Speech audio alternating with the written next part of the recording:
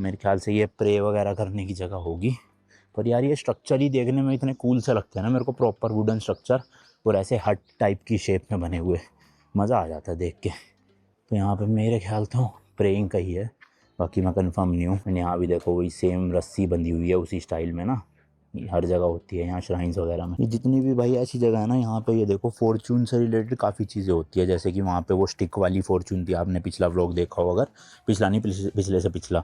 इस तरह की यहाँ पे ये पर्ची वाला है, तो अपना 100 येन डालो और इंग्लिश में एक पर्ची निकालो, वो आपको फिर इनमें से कुछ होता है, देखो पढ़ लेना भाई। तो मैंने वहाँ स्टिक वाला कर ही लिया था भाई, हर जगह क्या करना सेम सेम सा। तो ये देखो, ये मैं कह रहा था, यहाँ से ये रैंप टाइप की भी ऊपर तक जाती है, तो आप ये रैंप के थ्रू भी जा सकते हो चढ़ाई में। पर मेरी थोड़ी इसमें ज़्यादा सांस फूलेगी मुझे ऐसा लग रहा है। मैं ढूंढता हूँ सीढ़ियों वाला रास्ता कहाँ से है, सीढ़ियों के थ्रू जाऊँगा, वो सही है। व्यू तो देखो यहाँ से भी काफ़ी अच्छा आ रहा है, दिखाता हूँ आपको ढंग से। ये देखो भाई साहब, और ये दूरबीन टाइप की भी लगी हुई है, इसमें आप सिक्का डाल के देख सकते हो।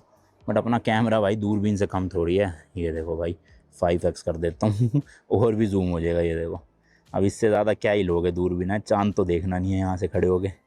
सही है भाई, एरिया अच्छा है। और यहाँ भी देखो ये वाइट से डंडे लगा रखे हैं, आपको मैंने भूटान में भी दिखाए थे, याद है कि जब किसी की डेथ हो जाती है तो इस तरह के शायद 108 डंडे लगाए जाते हैं किसी के ऐसे खाली जगह पे। तो मुझे तो लग रहा है ये वही सी चीज़ है, बाकी पता नहीं, क्योंकि भूटान में भी बुद्धिज़्म है, तो बुद्धिज़्म और शिंटो रिलीजन काइंड ऑफ थोड़ा सिमिलर है। यहाँ भी बुद्धिज़्म फॉलो करते हैं बहुत लोग, तो हो सकता है वैसा ही हो। पर ये 108 लग तो नहीं रहे मुझे शायद से, है ना, गिनने पे भी 108 तो नहीं होंगे।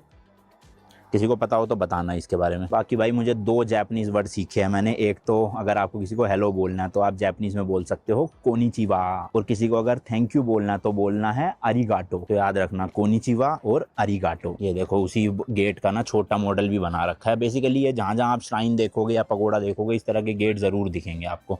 अब यहाँ भी छोटा सा एक टेम्पल टाइप बना रखा है ना, इसलिए इसका भी गेट है अलग से ही। और ये है भाई वो सीढ़ियाँ ऊपर, तो मैं सीढ़ियों से ही चढ़ूँगा। अब मुझे ये नहीं पता कि यहाँ से 398 है या वो जो नीचे की भी थी उसको इंक्लूड करके है।